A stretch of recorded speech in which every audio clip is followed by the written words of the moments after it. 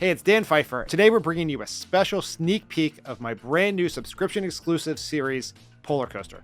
Today we are going to talk about the existential question that I know we've all been thinking about. Can any Republican beat Trump? The Republican primary kicks off next week with the Iowa caucus, followed quickly by the New Hampshire primary, South Carolina primary, and then we're off to Super Tuesday, heading right into the convention. If anyone is going to beat Trump, it's going to happen in the next month or so. So this is the time to unpack that topic. And I want to take a step back, look at the polling, look at what it says, and try to understand what's really happening and unpack some of the media narratives that have been dominating the coverage so far. Coming up next, I'm going to talk to Sarah Longwell, who's the publisher of The Bulwark and the host of the Focus Group podcast. Sarah has spent more time talking to the voters who are going to decide this Republican nomination probably than anyone else in American politics, and she has a fascinating perspective on how these voters are seeing Trump and the people who want to beat Trump. Sarah, thank you for being here. Yeah, thanks for having me. Good to see you. So the topic of today's show is the existential question that I know you think about basically every day of your life. Can any Republican beat Trump? I didn't say will beat Trump, can beat Trump. Sure. We're recording this 1 week before the Iowa caucus. As we sit here today, what's your sense of the race in Iowa and how things look? You're right that this is existential, because what you're going to hear me with is grappling with the analysis part of me, which says, no, nobody can beat Trump. Because I do focus groups week in, week out with two-time Trump voters. I do voters across the political spectrum, but I sort of disproportionately talk to Trump voters and then also sort of swing voters. And then there's the part of me that desperately wants to beat Trump, that does not want him to be the nominee, that looks for any path, no matter how narrow. And so with those two things in mind, look, for somebody else to win, Nikki Haley being the one that I think has the actual narrowest lane now, because the voters have decided. They've decided that they do not like Ron DeSantis. They don't think it's his time. I did a focus group in New Hampshire last week, and somebody said he had a truly punchable face, and he just didn't like him. And, Fair. you know, Ron DeSantis has had this problem where the more voters see of him, the less they like him. So he doesn't have the big mo, doesn't have the trajectory. There's only one way for Nikki to win, which is she has to come in first in Iowa and beat expectations. And then she's got to take that momentum, which, by the way, when that happens, Ron DeSantis' political career goes into a deep freeze coma and likely is never resuscitated. But if Nikki Haley beats expectations, she comes in second in Iowa, she goes into New Hampshire with the much better state for her, and let's say she comes in first, the scenario of her dreams. What that does the only thing that could possibly change anything about this trajectory, which is that it shifts the narrative that Trump cannot be beaten. So right now in the focus groups, when you ask people about Nikki Haley, the voters, they say something that's interesting to me. They say, well, I don't hate her. Now, they don't say they like her. They don't give her a lot of affirmative kudos, but they don't hate her. They're interested in her a little bit. She's getting some looks, but none of them think that she can beat Trump, right? He has this inevitability narrative. And when you talk to Iowa voters, I was just doing a bunch of groups in Iowa. Actually, I have Ann Selzer on the Focus Group podcast coming up this week. And they're not even considering anybody else. They don't even thinking that there could potentially be anybody else. They think it's going to be Trump. And so they're like, Nikki's okay, but she's not going to beat Trump. And so if she did win a state, that would at least disrupt this narrative, and it would create some sense that maybe she can.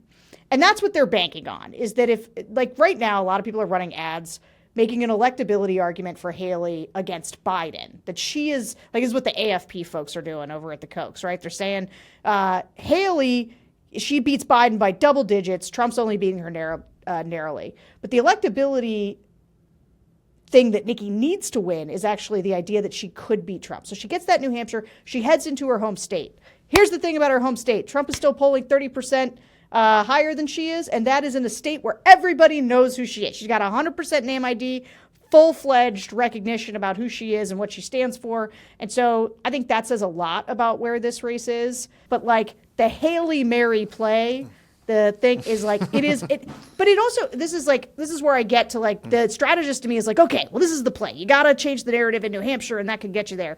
The analyst in me says, well, this is never going to happen, because I've listened to these voters now for years, and if I know one thing about them, it's that they do not like these pre-Trump politicians.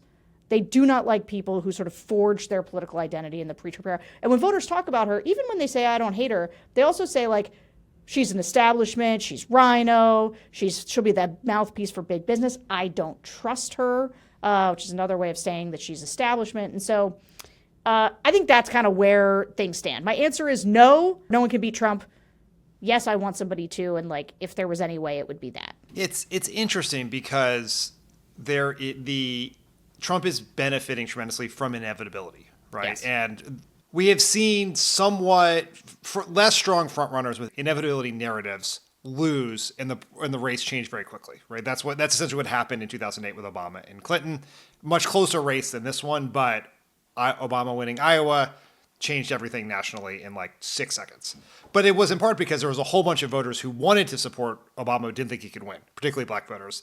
That changed. That doesn't really exist here because Trump is overwhelmingly more popular with Republicans than Haley. The one thing I think is interesting here for Haley, and as I'm curious what your take on this is, yes, Haley very clearly wants to beat DeSantis in Iowa, which is why they're spending money there. It's why they're there. I'm not sure that's the right choice, right? Like she might have been better off following the McCain play of skipping Iowa and just trying to beat him in New Hampshire. Because when you look at DeSantis, let's say DeSantis comes in third.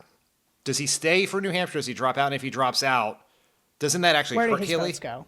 Totally. Yeah, no, 100%. I mean, I agree that if she beats DeSantis, she goes into New Hampshire with just more wind at her back in her best state. So I made that case. I think the problem, though, that you lay out is the level of commitment from Trump voters. Like, in some ways, it's like we're talking on two different planets. Like, they're not 10 points apart. They're not 5 points apart. Like, he's over 50% in the Iowa caucuses or in these likely voters in Iowa. And here's the thing. There's a big storm right now. Everybody's talking about the storm in Iowa, right? Yeah. You know, and everybody's talking about like, well, this could help because DeSantis has this ground game. And you're like, no. Nope. You know whose voters will walk through snow or on hot coals or whatever to go lobby for him? No. Trump's. And also, this is sort of, people aren't talking as much about just the sheer professionalism now of Trump's campaign. Like Ann Selzer was talking about this, like there's all these precinct captains. He lost Iowa the first time. He had no precinct captains. He had nobody there. He had no organization on the ground. And so Ted Cruz beat him. This time they've got little gold hats, apparently, the precinct captains, and they've got a big organization in Iowa. They will turn people out. The thing about Nikki coming in second is that it's not just her beating DeSantis, it's also like what is the margin between her and Trump? Because I think the expectations for him are that he performs over 50%, and if she could get a little higher, like if nothing else, the media will give her a big narrative for a while. Even if she came in second, they'd give her a big narrative in New Hampshire. I was listening to a group of 2-time Trump voters in New Hampshire, and 5 out of 7 people in the group said that they would rather vote for a man than a woman for president. Like, and this has been coming up in all of these groups, like this idea that I just don't know that a woman's strong enough. There's a reason all the ads you see for her talk about her strength. And it's because the voters, that's the thing they like about Trump. They think he's strong and they think she's weak. They think she's an establishment figurehead being propped up by the Kochs. This is the thing.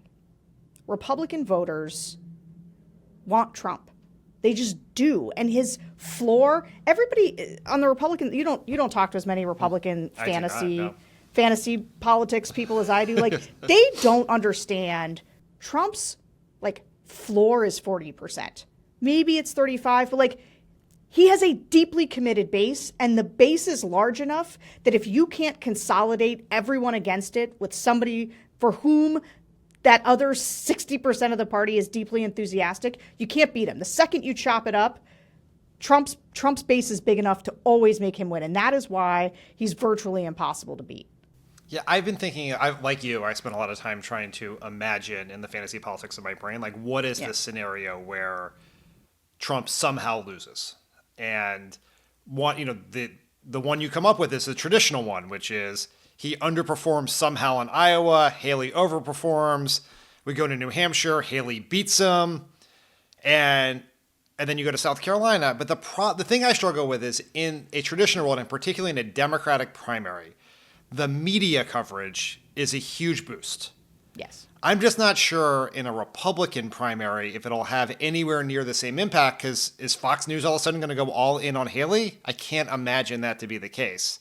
And I think the opposite may happen, which is the MAGA media will probably turn on Haley in a pretty brutal way, and you could actually get headwinds from winning as opposed to the tailwinds that most candidates get. So this is the thing, right? Is that, and you used this example a minute ago. You talked about Obama and Hillary. We could also talk about Biden, right? Biden in South Carolina wins South Carolina, whole party consolidates behind him. The assumption that the Republican Party does not function like the Democratic Party. Its media ecosystem is different. Its voters are different. What people want are different. Because, with Biden, it used to be that you'd say Democrats fall in love and Republicans fall in line. We have swapped that internal, driver. Right now, Democrats are like, we fall in line behind Biden because Biden's the one that can beat Trump. He's winning black voters. We take what they say and we're going.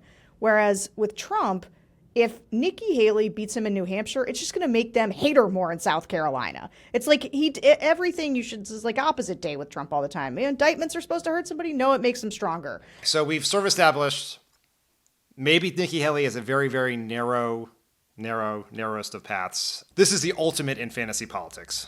The ultimate here, which is if at some point Trump can't run, right? Do you think anything these candidates are doing now is to position themselves for that role? Yeah, I mean, I think that Nikki Haley benefits right now actually from the narrow lane that she gets with Trump and DeSantis kind of splitting the Trump and then the Trump adjacent vote. And I think that if Trump were to drop out, as bad as Ron DeSantis has been, I still actually think he would end up popping to the top. Even after everything I've said about how a lot of these voters have decided they don't like him, he is still closer to what they want just in temperament, which is bad. His temperament's bad, but he is still closer to what they want actually than Nikki Haley. I think if he was out, any fantasies about, Haley being in second, and so she becomes the de facto. I think as long as Ron's in the race, if Trump got out, Ron would be the number 2. There was a real opening for Ron DeSantis back in early 2023 where there's a ton of DeSantis curious voters. And basically what happened was Trump got in the race, knocked him around a little bit. He was unsure on his feet. He didn't get in and throw punches or at least seem, he was God made a fighter. He didn't look like a fighter. And so everybody decided not that they hated him, but that it wasn't his time. This is really what I hear from the voters about him. So there's a fair number of people who've soured on him, but there's also a lot of people who's he's not his time, maybe later. He shouldn't have run against Trump. I want Trump back. But if Trump wasn't there, DeSantis is where the party is much more than where Nikki Haley is. And DeSantis was also, I think, victimized from an elected. That was why people were so interested in DeSantis in November and December of 2022 was electability. All these Trump candidates lost. He won Florida by this huge margin. He seemed super strong. And then, as you point out, he did not seem strong when he started at all. He seemed weak and absent. Trump dominated the media coverage in those first few months when DeSantis was trying to finish his legislative session, which was probably a huge strategic blunder. But then no Republican voters were afraid of losing to Biden. Yeah. Right. In part because what the polling showed, and also in part because of the narrative, the sort of the conspiracy theories and narratives about Joe Biden and his age and his mental capacity and all of that in right-wing media.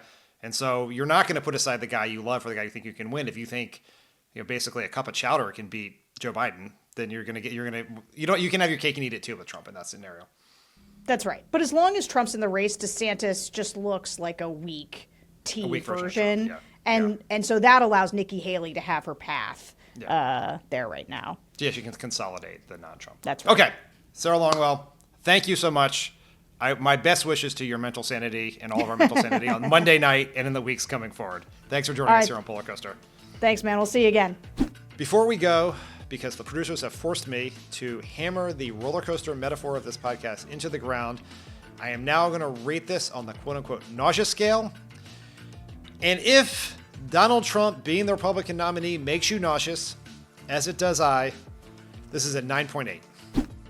Thanks for checking out this special sneak preview of Pollercoaster. To hear the rest and future episodes, consider joining the Friends of the Pod subscriber community. Visit crooked.com/friends to learn more.